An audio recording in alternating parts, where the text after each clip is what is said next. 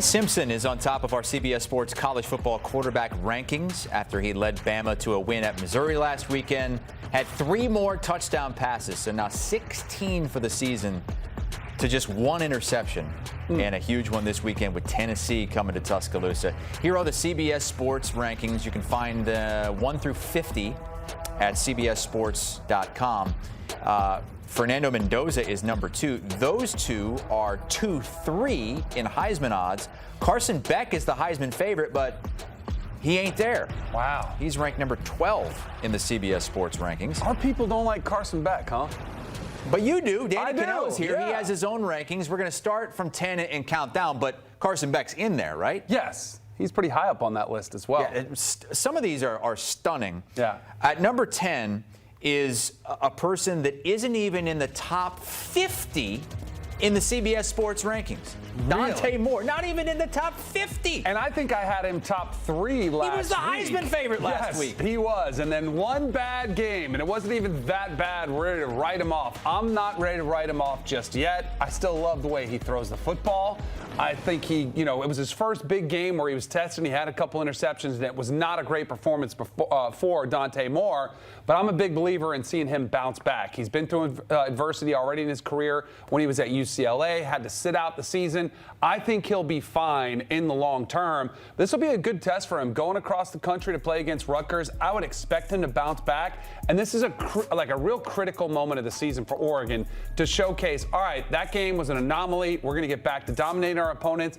And Rutgers they're a feisty team. Like, their offense is actually putting up big numbers, so you might have to rely on Dante Moore to put up some points, but I think he does in this situation. Speaking of UCLA, no Nico on your list. How close is he to Maiava the way he's playing right now? He was close. It's funny because on our day trader Danny, I had bought Nico 2 weeks ago, like right at the bottom. Whoa. And then I sold him today. They do play Maryland this week, but UCLA has the toughest remaining schedule of anybody in the country. So it's more about the schedule than it is about Nico. I saw that note. UCLA has the toughest remaining schedule. If you go by winning percentage of opponents, Ohio State has the easiest remaining schedule in the country. Their opponents have won 44% of their games so far this season.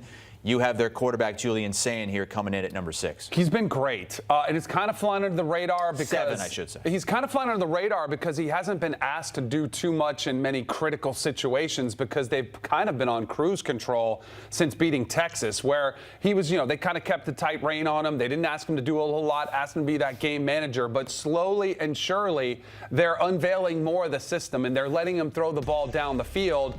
And still to be leading the country in completion percentage as just a first-year starter is remarkable. And I know he's got a lot of weapons, and I know you've got a good backfield and a good offensive line, but that is still incredible. He's taking care of the football. He's still pushing it vertically down the field. My only question for Ohio State, really this is for the playoffs and the postseason in the Big Ten championship game, are they ever going to make him uncomfortable, an opponent, so that his first time looking up the scoreboard with a deficit potentially could be in the Big Ten championship or in the playoffs?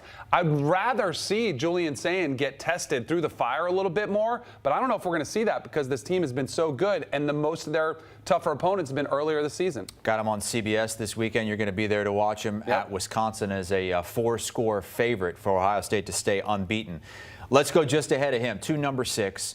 And it's Notre Dame's C.J. Carr and a monstrous game coming up this week against USC. Huge game. And it was interesting because when C.J. Carr started, the first time he'd taken under a snap as a starting quarterback, and his first pass attempt was in the down at Hard Rock Stadium against the Miami Hurricanes. And in that game, I remember thinking they came up short and they lost the game. But I remember watching C.J. Carr's poise and composure. And like, this kid looks like he's been around the block a little bit, and he looked comfortable throwing the football. Didn't panic. He had a couple rough, bounces, ball tipped, goes in interception the other way. But since then, and even the A&M game, which they did lose, he's been much better as their quarterback, and he's gotten better and better throughout the season where he's playing at an elite level. Yes, it helps they have Jeremiah Love and they've got Chadarian Price in the backfield as that, tandem back there. It makes his job a lot easier. But I think there's a really good quarterback matchup between C.J. Carr and Jayden Maiava from USC, and I think it's a surprise to most people to say that this is a pretty evenly matched quarterback battle considering Maiava had a year of experience on him. But but you are going to give the slight edge to USC in the quarterback room in this game? I am, just because I've seen more of it, and I've seen him lift his team up a little bit. Even in the loss against Illinois, you saw Jayden Maiava make some incredible tight window throws, and I do think he's a little bit more mobile, which is an aspect that's just an element to becoming a requirement of the game. But Maiava's been outstanding. Even last week, they did lose their top 2 running backs, and they got an outstanding performance from King Miller. But he really does feel like he's starting to thrive in Lincoln Riley's system, where he's seeing the field really well. He's making really good decisions with the football. You see the production he's getting at over 300 yards and a 17-2 touchdown to interception ratio. He has been phenomenal for the Trojans. Your top 3 are the top 3 in Heisman odds right now, and it's not particularly close. It's like those 3 guys and then a big drop down to the rest. How do you separate those 3 at the very top? So Ty Simpson, to me, has been the most battle tested, and he's going to have the most opportunities against quality opponents in prime situations to thrive. And I've already seen him in some tight competitive games. Like we saw last week, the highlight we came in here, he's throwing the ball vertically down the field into tight windows. Fernando Mendoza has been awesome this year for Indiana. Carson Beck has probably the easiest path, but I actually think that could hurt him because you need to have those Heisman moments. And for him, unfortunately, they came earlier this season. He was outstanding against Florida State and Tallahassee with 4 touchdown passes, a couple beautiful post throws down the field. But as they're going to be probably a double-digit favorite like they are this Friday against Louisville, I just don't know if he's going to have those resounding moments. So until the ACC championship, where again, they might be a double-digit favorite in an ACC championship game, you just might not have that many opportunities to impress. What he can do is continue to challenge statistically. Add the touchdowns, keep the interceptions low, keep putting up big numbers, and he'll be right there. Where everybody else does have big tests, they might fall by the wayside, and Carson Beck could be the best one, last one standing. And sometimes you fail a test, you fall way down. John Mateer, I mean, give him credit for playing in that game against Texas. He's not in your top 10. Could he get back? And are you concerned about that health moving forward? So I'm concerned about a couple things. One, I think the thumb obviously impacted his play. I mean, he was still bleeding out there. He had to go get that addressed during the game against Texas.